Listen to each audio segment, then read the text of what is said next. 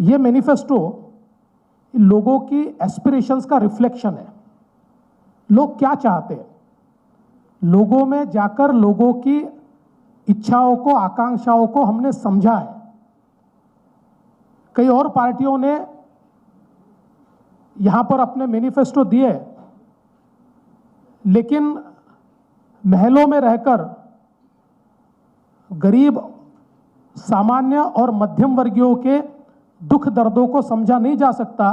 जब तक उनसे बातचीत नहीं होती, वो क्या चाहते ये नहीं समझा जा सकता। उस बातचीत को करके इस मैनिफेस्टो को तैयार किया गया है। वैसे तो कई चीजें मैनिफेस्टो में है, आप तक मैनिफेस्टो पहुंचेगा, लेकिन कुछ महत्वपूर्ण चीजें मैं आपके सामने रखने की कोशिश कर रहा हूं। सबसे पहले हम सभी लोग जानते हैं कि भारत को स्वतंत्रता 15 अगस्त 1947 को मिली, किंतु तेलंगाना, महाराष्ट्र का मराठवाड़ा और कर्नाटक का कुछ पोर्शन ये 17 सितंबर 1948 को यहां पर पहली बार तिरंगा झंडा लहराया। और ये हमारे लिए स्वतंत्रता का दिवस है, मुक्ति का दिवस है। और हम लोग अगर देखें तो कर्नाटक में और महाराष्ट्र में हमेशा इस दिन पर तिरंगा झंडा लहराता है, स्टेट फंक्शन होता है। और इस दिन को मुक्ति दिवस के रूप में, चूंकि पहली बार हमारा तिरंगा फहराया गया था, मुक्ति दिवस के रूप में इसको मनाया जाता है। मैं समझ नहीं पाता हूं कि तेलंगाना में इसको क्यों नहीं मनाया जाता। और इसलिए हम लोगों ने यह तय किया है कि ग्रेटर हैदराबाद म्युनिसिपल कॉरपोरेशन, ये भारतीय जनता पार्टी के तत्वावधान में भारत का तिरंगा जो पहली बार 17 सितंबर को फहराया गया, उसको एक फंक्शन के रूप में सेलिब्रेट करेगी। और वो पहली लड़ाई तेलंगाना के मुक्ति की, और दूसरी लड़ाई जब तेलंगाना बना, तो इस पहली लड़ाई को भी बड़े जोर शोर से हम लोग यहां पर सेलिब्रेट करेंगे। इस मैनिफेस्टो के माध्यम से हैदराबाद की जनता को हम लोग आश्वस्त करना चाहते हैं कि कोरोना की वैक्सीन और वैक्सीनेशन की एक स्ट्रेटेजी ये आदरणीय प्रधानमंत्री जी ने तैयार की है। किंतु हमने हैदराबाद में लगातार ये देखा कि कोरोना के काल में किस प्रकार से आंकड़े सप्रेस किए गए और किस प्रकार से लोगों को प्राइवेट हॉस्पिटल्स के भरोसे छोड़ दिया गया, किस प्रकार से उनको 2 लाख, 4 लाख, 10 लाख, 20 लाख रुपया खर्चा करना पड़ा और सरकारी तंत्र कहीं पर भी उपलब्ध नहीं था। और इसलिए हम ये आश्वस्त करना चाहते हैं कि कोरोना की वैक्सीन स्ट्रेटेजी में हैदराबाद म्युनिसिपल कॉरपोरेशन पूरे तरीके से पार्टिसिपेट करेगा और पूरी सरकारी व्यवस्था, पूरी कॉरपोरेशन की व्यवस्था खड़ी की जाएगी। पीएचसी के माध्यम से, कॉरपोरेशन की व्यवस्था के माध्यम से ये कोरोना का टीकाकरण किया जाएगा। किसी को भी प्राइवेट हॉस्पिटल जाकर ज़्यादा पैसे देकर और कोरोना का टीका, कोरोना का वैक्सीन लेने की आवश्यकता नहीं पड़ेगी। इसकी पूरी व्यवस्था ये कॉरपोरेशन के माध्यम से हम लोग यहाँ पर निश्चित रूप से करेंगे। इसके साथ साथ हम लोगों ने ये भी तय किया है कि एलआरएस, आज 15,000 करोड़ रुपए का बर्डन एक प्रकार से लोगों के ऊपर डाला जा रहा है। We will scrap this LRS. आज केंद्र सरकार अलग अलग प्रोजेक्ट के माध्यम से एक सेक्टोरल अप्रोच लेकर स्मार्ट सिटी डेवलपमेंट में जो एक सेक्टर है, ऐसे सेक्टर्स को डेवलप करने के लिए पूरा पैसा देता है। टोटल आज आप देखिए जिन शहरों में स्मार्ट सिटी के प्रोजेक्ट्स चल रहे हैं, उनमें एक एक सेक्टर के प्रोजेक्ट्स ये चल रहे हैं, जिसमें वहाँ की जो सारी बेसिक एमिनिटीज़ है उसको एकदम अच्छे तरीके से तैयार किया जाता है। वहाँ के रोड्स हो, ड्रेनेज हो, सीवेज हो, लाइटिंग हो, सारी चीज़ें। और इसलिए हम लोग ये मानते हैं कि लोगों के ऊपर 15,000 करोड़ रुपए का ये जो बोझा है ये नहीं डाला जाना चाहिए, और इसलिए हम लोग इसको स्क्रैप करेंगे और बिल्कुल अच्छे तरीके से इसको प्लान्ड वे में हम ये सारा इंफ्रास्ट्रक्चर जो है वो डेवलप करेंगे। इसके साथ साथ हम सभी लोग जानते हैं जिस प्रकार से इस बारिश में हैदराबाद पूरा डूबा, 25% एरिया तो तकरीबन कंप्लीट फ्लड में था, और इतना नुकसान हुआ कि लोगों ने सुसाइड किया, आत्महत्या की, उसकी घटनाएं भी हैदराबाद में हमको देखने को मिली। इतना महत्वपूर्ण शहर है, लेकिन ये पानी की निकासी के लिए जो ड्रेनेज की व्यवस्था को अपडेट किया जाना चाहिए वो नहीं किया गया।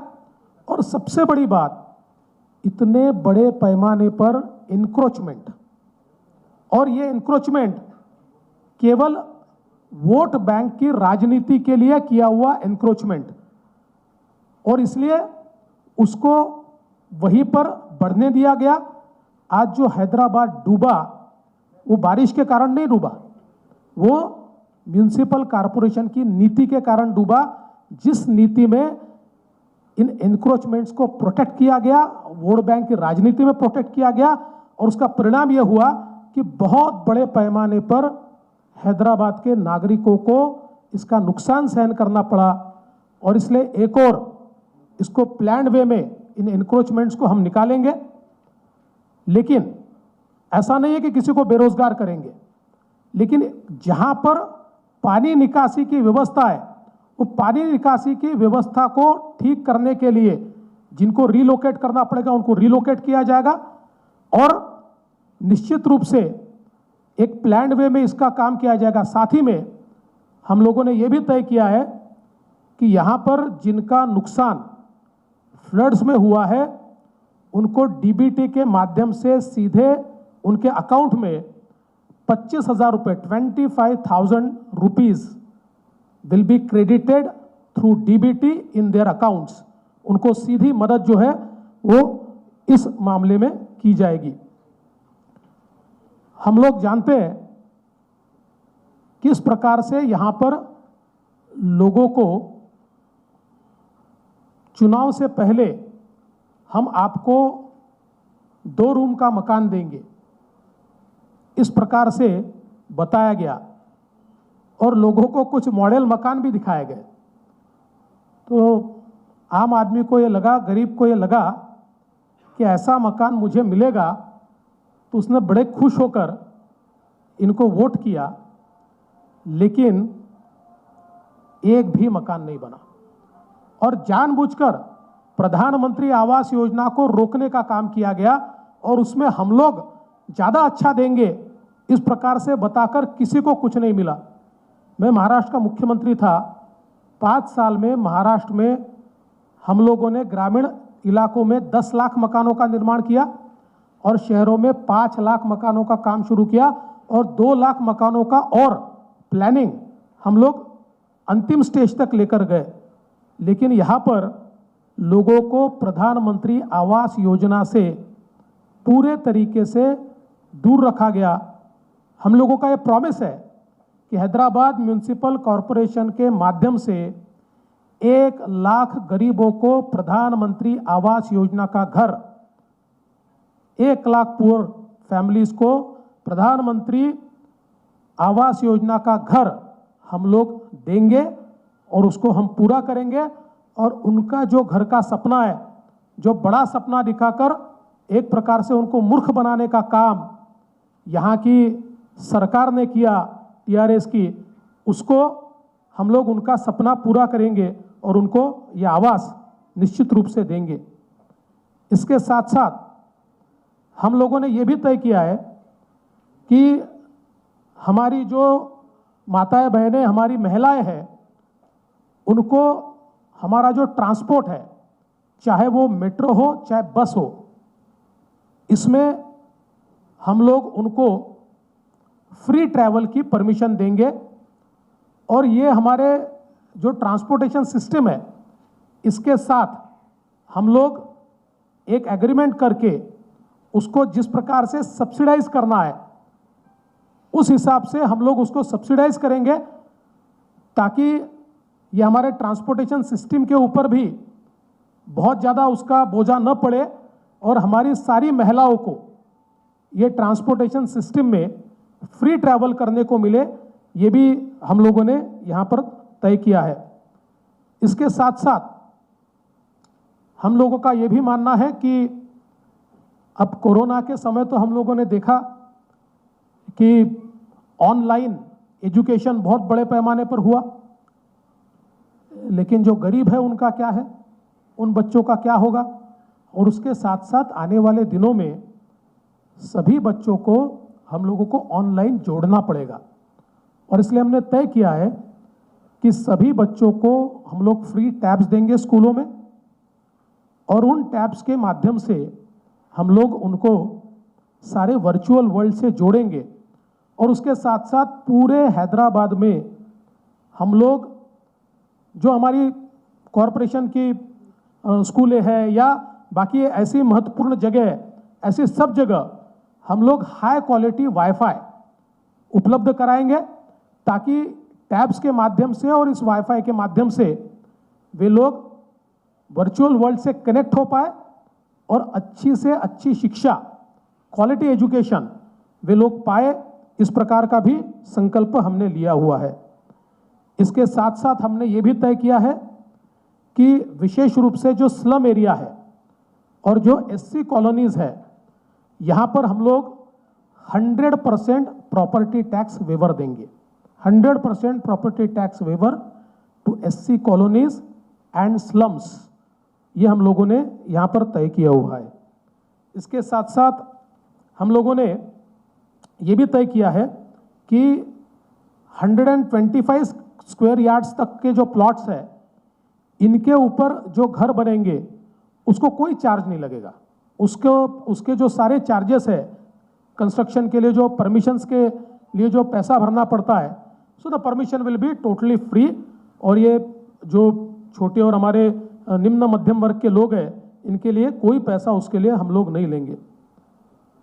हम लोग ये भी प्रॉमिस करते हैं कि हैदराबाद में जो पीने का पानी है घरों को, वो नियमित रूप से दिया जाएगा। उस सिस्टम को इम्प्रूव किया जाएगा। उस सिस्टम को विशेष रूप से डिस्ट्रीब्यूशन सिस्टम को इक्विटेबल डिस्ट्रीब्यूशन सिस्टम पर लाया जाएगा। सभी को साफ पानी, सभी को अच्छा पानी मिलेगा, और उसके साथ साथ ये पानी हम फ्री देंगे। हम लोग जो घर है उन घरों को हम लोग, कमर्शियल की बात मैं नहीं कर रहा हूँ, मैं घरों की बात कर रहा हूँ, उनको हम लोग फ्री पानी यहाँ पर देंगे। हम सभी जानते हैं कि मूसी रिवर जो है, मूसी नदी एक प्रकार से हमारी धरोहर है, और हैदराबाद का इतिहास भी इसके साथ बहुत बड़े पैमाने पर जुड़ा हुआ है। हमने तय किया है कि केंद्र सरकार की मदद से हम लोग इस मूसी रिवर को रिजुविनेट करने के लिए 10,000 करोड़ का एक फंड तैयार करेंगे। एक सुमेधा स्कीम, हम सभी लोग जानते हैं, एक हमारी बच्ची सुमेधा, जिसका क्या हुआ, बड़ी दुखद घटना हुई, और सुमेधा स्कीम के तहत हम लोग केंद्र सरकार की मदद से 10,000 करोड़ का एक कंप्लीट प्रोग्राम तैयार करेंगे, जिसमें इस मूसी रिवर में जाने वाला सारा सीवेज वाटर ये ट्रीट होगा। इस पर जितना एनक्रोचमेंट है वो रिलोकेट होगा, और फिर एक बार अविरल बहने वाली इस प्रकार की स्वच्छ रिवर, इसको हम तैयार करेंगे। जिस प्रकार से नमामि गंगे, ये एक बहुत बढ़िया स्कीम आदरणीय मोदी जी ने तैयार की, और आज हम लोग देख रहे हैं कि गंगा का रूप बदल रहा है। ऐसे कई शहरों में, जिस प्रकार से साबरमती वाटर फ्रंट हम लोगों ने बहुत अच्छे तरीके से गुजरात में देखा, उसी की तर्ज पर ये जो मूसी रिवर का डेवलपमेंट है, ये डेवलपमेंट भी हम लोग यहाँ पर करेंगे। और उसके साथ साथ हम लोग ये भी देखेंगे कि जो हमारे गरीब है उनको 100 यूनिट तक का पावर जो है, बिजली जो है, वो सब्सिडाइज होकर वो कैसे फ्री मिले, इसके लिए भी म्यूनिसिपल कॉरपोरेशन पहल करेगी और उसमें हम लोग सब्सिडी को वहन करते हुए गरीबों को 100 यूनिट तक की पावर फ्री देने के लिए म्यूनिसिपल कॉरपोरेशन के माध्यम से एक पहल करेंगे और लोगों को एक बड़ी रियायत देंगे। वैसे तो कई चीज़ें इस मैनिफेस्टो में है, आप सबके पास वो मैनिफेस्टो पहुंचेगा, लेकिन मैं एक बात बिल्कुल साफ कहना चाहता हूं, व्हाट इज आवर एम। हमारा एम ये है, आज हैदराबाद को, ओल्ड सिटी को ओवैसी ने और बची हुई सिटी को सीएम चंद्रशेखर राव साहब ने आपस में बांट लिया है, मानो ये उनकी प्राइवेट प्रॉपर्टी हो। We want to reclaim the city and give it back to the people. ये न ओवैसी का शहर है, न ये चंद्रशेखर राव जी का शहर है, ये हैदराबाद की जनता का, ये तेलंगाना का शहर है। और इसलिए जो प्राइवेट प्रॉपर्टी इन्होंने बना के रखी है, we want to reclaim it and give it back to the people of Hyderabad. हम हैदराबाद की जनता को उसको वापस करना चाहते हैं। उसी प्रकार से हमारा जो ग्रेटर हैदराबाद म्यूनिसिपल कॉरपोरेशन है, ये ग्रेटर हैदराबाद म्यूनिसिपल कॉरपोरेशन भी इन दोनों ने जॉइंट प्राइवेट प्रॉपर्टी के रूप में बांटा है। It is utilised only for their private gains. It is no more a public body. We want to make it a public body. हम उसको वापस जनता को समर्पित करना चाहते हैं। भारतीय जनता पार्टी के महापौर और जो मेंबर्स चुनकर आएंगे, ये सारे के सारे वहां ट्रस्टी होंगे, मालिक नहीं होंगे। They won't be the owners. एक ट्रस्टीशिप की भूमिका में हम लोग इस कॉरपोरेशन को चलाना चाहते हैं, ताकि बहुत क्षमता है। आज सीवेज ट्रीटमेंट के माध्यम से हम लोग बड़े पैमाने पर पैसा कमा सकते। आज हैदराबाद में ये देश की एक बहुत ही महत्वपूर्ण शहर है और मैं ऐसा मानता हूं कि देश के, आज हम लोग जब विचार करते तो दिल्ली, मुंबई, कलकत्ता, मद्रास, इसके साथ साथ पहले इन 4 ही शहरों का नाम आता था, पर मैं ऐसा मानता हूं कि हैदराबाद हो, पुणे हो, ऐसे कई शहर है कि आज इन शहरों का नाम उनके साथ साथ शुमार होता है। लेकिन इस शहर की जो हालत हमको फ्लड्स के बाद देखने को मिली, जो कचरे की हालत देखने को मिली, इसमें से इस शहर को बाहर निकालकर एक आइकॉनिक शहर बने और लोगों का शहर बने, इसके लिए भारतीय जनता पार्टी पूरे तरीके से प्रयास करेगी। ये इस मैनिफेस्टो के माध्यम से हम जनता को आश्वासित करते हैं और हमारा मैनिफेस्टो जनता को समर्पित करते हैं।